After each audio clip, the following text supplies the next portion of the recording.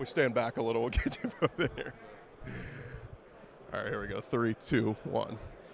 A familiar face to catch up with here, our buddy Kingsley Eguakan from over at SEC Media Days. And look, it took me like 8 tries last time. I think I got your name right that time. Yeah, you definitely did. You definitely did. Let's talk about it, man. The journey from when we talked to you at Media Days to the season. I know the injury sucked. You hate it. But, man, every time you got out there, especially when you first got back out there, you could see the difference in the offensive line. The run game was working better and all that. Let's talk about the ups and downs of the season and what you kind of went through. Yeah, man. So, I got a high ankle sprain a week before our first game, so that's a pretty rough injury. It's really like a 4 to 6 week recovery time. I came back 2 weeks later for Tennessee because, as you know, Tennessee hasn't beat us in the swamp in about 20 years, so I wasn't going to allow our team to be the first one to let that happen. It was hard, but at the end of the day, it comes with the game. It comes with the territory. Just have to persevere through those type of things and ultimately just keep my head up and keep working. Did you feel that too, like when you were in there, that the chemistry and all the guys around you, that you were getting continuity in the O-line play and run blocking, pass blocking, all of it? Yeah, I think my presence being back specifically for Tennessee week kind of just brought a nice morale to the team. I think it energized guys a little bit. And then me just being able to be on the field and use my leadership from that aspect was great for everybody, including myself. We talked with Ricky about Graham and the season that he had, but it still feels like he's even more underappreciated. It's cool he's coming back to get another season of SEC play, but what did you make of the season Graham had with you guys?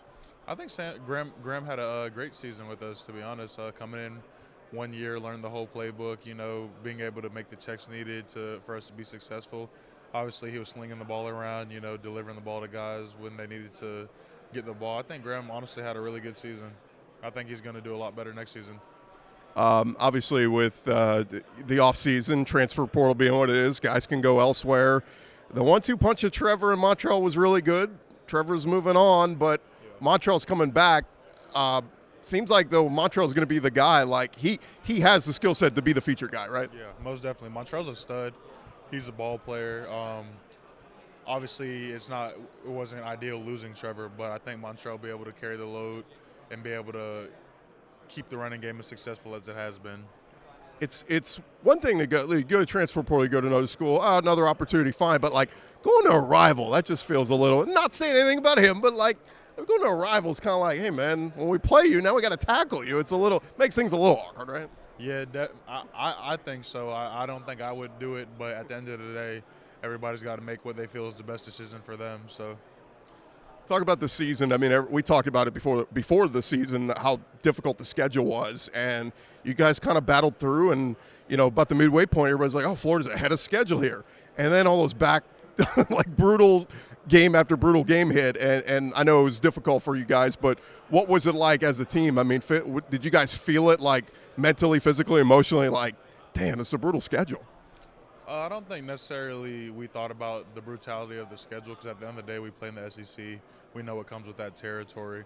I think it's just more so of a matter of guys consistently executing and being consistent in everything they do for that success to follow. And I don't know if we necessarily did what we need to do for that to happen, and I think that's why the record was what it was. But I believe in Coach Napier and think that he's got a good plan in place. Yeah, I was going to ask you about Coach Napier because I think a little bit he's a little maybe unfairly criticized at times, but it's what comes with the territory. You coach in the SEC, you're going to constantly be under fire. But what do you like most about Coach Napier and what he was like as a head coach? He was just a really good person. He really cared about his players, and you could really feel that.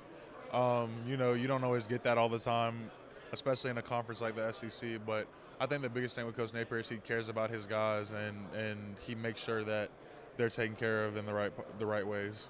Talking with Kingsley Eguakan, and let's talk about you, man. You're here at the Senior Bowl looking to prove what you can do. Talking with people out here, what's kind of the things you're hearing about your game and maybe what you need to kind of work on looking ahead?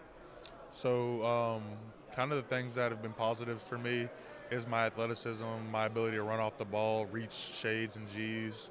I'm a very aggressive player. I've always been that way. But going against this caliber of guys, the coaches think that it it didn't get me into trouble on the first day, but it got me into a little bit of trouble today. So, just being able to tone down my mindset, I guess you could say, my aggressiveness, and just being able to be more patient. It was crazy, though. I mean, even day one, like when the defense made plays, they were getting loud and hooting and hollering. And, like, I mean, you're talking about the best of the best here. I mean, these are some of the greatest players across college football. And so it's hard to not have that emotion sometimes, right? Yeah, most definitely. And you can tell that these are the best of the best. I've played a lot of good players in my career, but the top players that I've played is pretty much what I'm seeing out here, too. Who, in your years in the SEC, give me a guy or two that was difficult, gave you a little bit of trouble? On my own team, Gervon Dexter, yeah, Big Dex. Yeah, and watching him play on Sundays, he's TJ Slayton's another one too. Both those guys are definitely two guys that prepared me for the moment, but they were a handful at times. Anybody on other SEC teams, or do you not want to give them shine? I mean, Jalen Carter, he was a pretty solid player. I'll say that because he's been dominating the NFL as well. But Jalen Carter was a stud as well. Not trying, look, it happens. It's the SEC. People get beat. Who's kind of stood out from you the first couple of days here that you've seen? Quarterbacks, running backs, receivers, anybody stand out from you, that you go, oh, that guy's really good? Ricky Pearsall. Slick, my guy. He has been catching everything, though. They say, I mean, like one-on-one, 7-on-7, like he has caught just about everything thrown his way. Yeah, most definitely. All right, so what's your schedule like now? Well, you're going to do the Senior Bowl this week. What's next? You go back home, work out, and get ready for combine, draft, all that stuff? So once I'm done here this week, I'm going to go back I've been training at Exos, so I'm going to head back to Exos and get ready for the combine. Do you want to keep adding muscle, or is that kind of just kind of staying in shape right now? Staying in shape. Obviously, if I can add more muscle, that's always great, but just trying to get my strength up, my speed up, just trying to become the best athlete that I can be so I can go display my athleticism at the combine. One more for you. What are you going to miss most about your time in Gainesville?